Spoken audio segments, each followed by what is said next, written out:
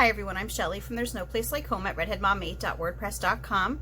I just wanted to share some creative ideas on homeschool documentation with you today, because whether you are a new homeschooler or whether you are a homeschooler who might have relaxed your routine a little bit and are wondering how you can get in all of those work samples that might be required by your state, I'm going to share some of those tips with you today.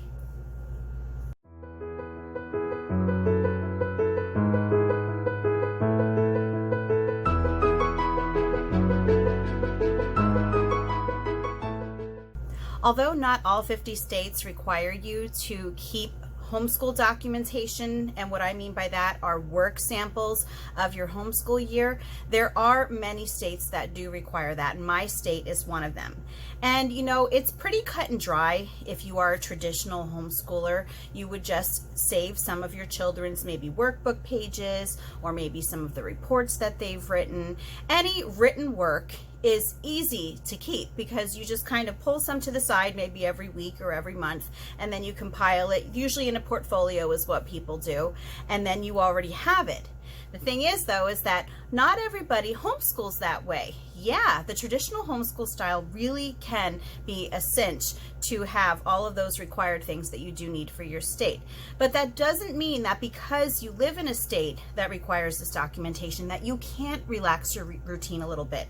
Because there are unschoolers in all 50 states, there are relaxed homeschoolers in all 50 states, there are project-based homeschoolers in all 50 states, and the key is really just to be creative and to think about how you can share your child's work or your child's accomplishments or activities in a way that is not just your typical workbook pages. So first of all, the easiest way to think of is with photographs. You know, whether your kids are doing really neat science experiments, you could take pictures of that. Whether they are building their own, for example, birdhouse, take pictures of that. You could take pictures of them maybe playing on a sports team. You could take pictures of them on their field trips. So of course, photographs are a great way to document what your kids are learning throughout the year. And if you even want to go one step further, you could even do short videos of your kids performing their little projects that they're working on, or their experiments, or again on their sports teams. And of course, this is something that is up to you if you want to record your kids doing these things, but a lot of people will share them just with family or just with, for example, their homeschool evaluator. So it's really what you're comfortable with. Now, one idea that I've come across other people doing that I think is actually really neat is that they will have either private Facebook or Instagram pages that they will only keep. They will compile all of the photographs or videos of their kids' work throughout the year, and that is what they will share with their homeschool evaluator. And so yeah, even if they do have written work to share with the homeschool evaluator, a lot of times they will just take pictures of that work, and then they will still upload it to those pages, whether it be Facebook or Instagram. And then all of the documentation is right there on one page for the evaluator to look at. And I know that my evaluator has some people who do things that way. So that is another idea, to just kind of keep everything on a little profile, a private one that you can submit and give to your evaluator at the end of the year.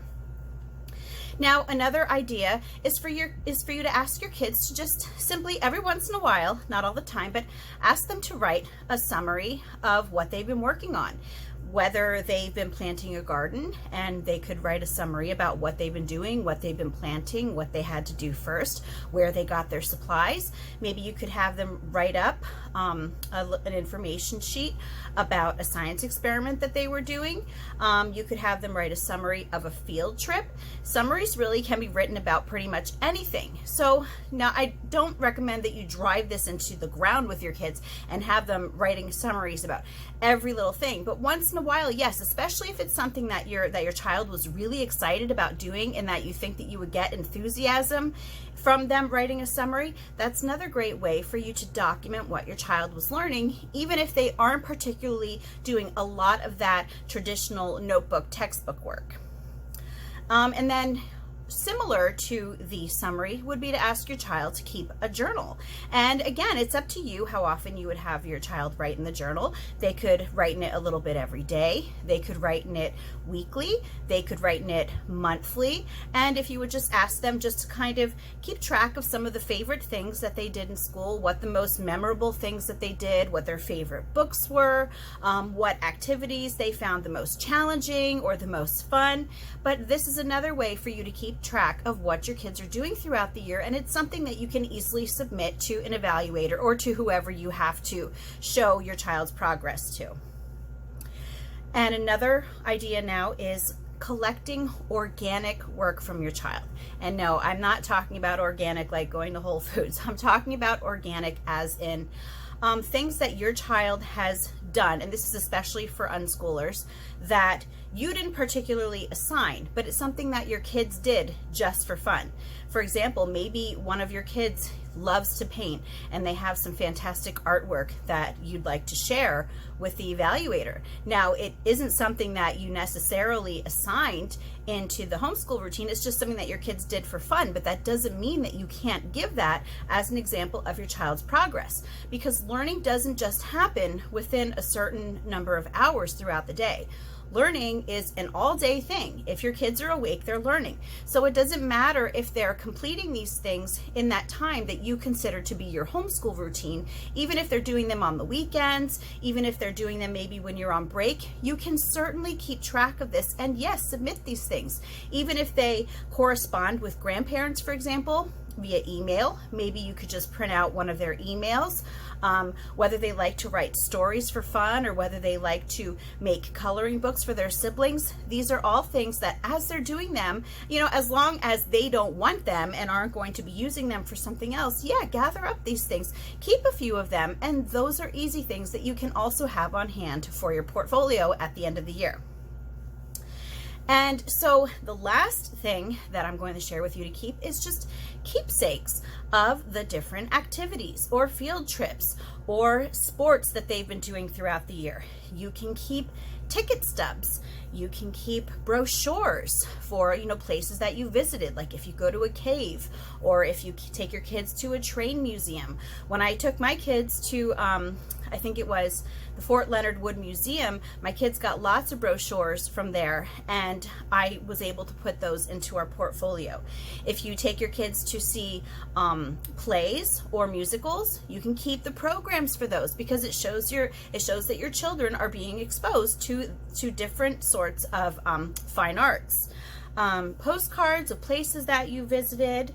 One thing that I've done already is when my kids go on mission trips or on junior mission trips, depending on their age, they will always get an itinerary that they give to us parents that we can keep so that we know what our kids will be doing each day. And so a lot of times I will keep that itinerary, and because it says where they are, you know, for example, what organization they're with, and then it will say specifically what they're doing each day, what services they're providing, and that is something else that is easy to slip into a portfolio. And what better way to show that your child is serving others than by showing the itinerary from a mission trip. So these are just some quick examples that I wanted to share with you. I know it's the end of the year and a lot of you, especially if you're newer, might be pulling your hair out trying to figure out how to do this. Or maybe if you are just starting out and that you won't have to do this until next year. I hope that I've alleviated some of your fears because it really doesn't have to be that difficult, even if you're not a traditional homeschooler. And that's all that I have. So if you like this video, give it a thumbs up. If you haven't subscribed yet and would like to hear more of what I have to say, I would love if you would do that. If you have any questions or comments, you can leave one over on Instagram because YouTube disables my comments.